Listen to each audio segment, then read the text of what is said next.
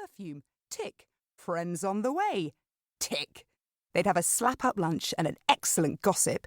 Then she'd suggest a mooch around the shops and go crazy with her credit card, knowing that the other three would all support her wholeheartedly in this decision.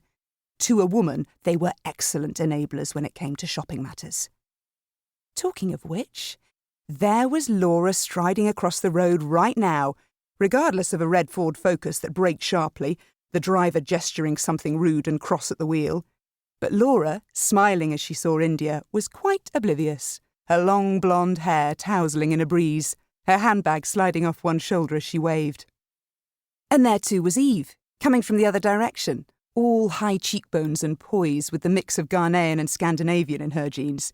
As ever, she looked neat and crease-free in a white bodycon dress, her hair a glossy dark waterfall as she paused to wait at the crossing. Oh, and 3 out of 3! Here was Joe as well, stopping to take a call, and...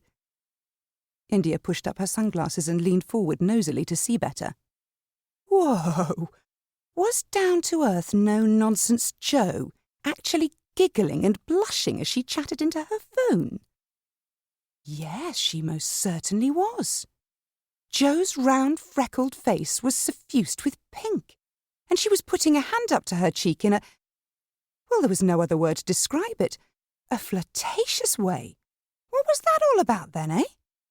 Hello, hello! The 4 of them kissed and embraced, laughing at their simultaneous arrivals, as if they were a well-rehearsed mini flash mob descending on India. Happy birthday! You look gorgeous. What we're drinking?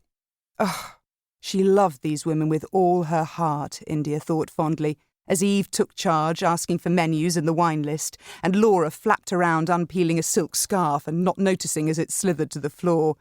And Jo stuffed her phone in her bag, still pink in the cheeks with a secretive sort of smile, India observed. Curiouser and curiouser. The 4 of them had known each other for years now, finding one another through different channels. She and Eve had met at an antenatal yoga group, for instance, forming a bond as they disgraced themselves by sniggering childishly at the woman in front of them who kept farting through her downward dog pose.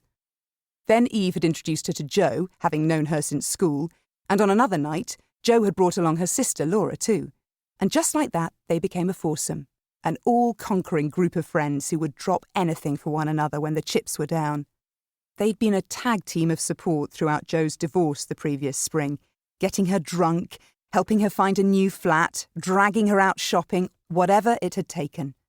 They had lived through the pain and misery of Laura's miscarriages with her as well, holding her hand, bringing her cake, comforting her as best they could through the agony.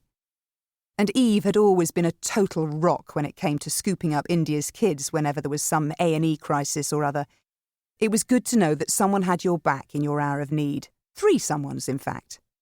But they were there for good times as well as the bad. That was the loveliest thing. For birthdays, of course, but also every month for gossip and wine at someone's house. And here they were now, making India feel loved and special, ordering champagne, complimenting her on her blouse, pressing beautifully wrapped gifts on her. Yes, she thought, feeling a rush of contentment as she decided on the mustard chicken and skinny chips, and eyed up the delights of the dessert menu further down the page. Come to Mama. This was more like it. Friends and sunshine and a generously filled bread basket. The smell of chips and perfume. The clink of bracelets at her wrist. Oh, it was heavenly, it really was. I fully intend to be drunk and incapable of anything later, she'd warned Dan, her husband, prior to leaving the house, to which he'd rolled his eyes and replied deadpan, You surprise me.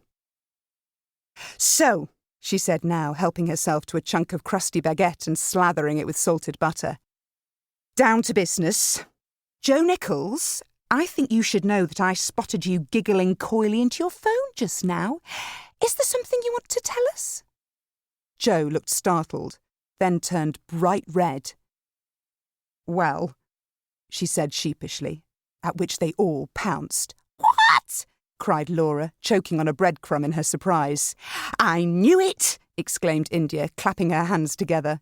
Eve put down her butter knife and leaned forward. We're all ears, she said. Jo hadn't known whether or not...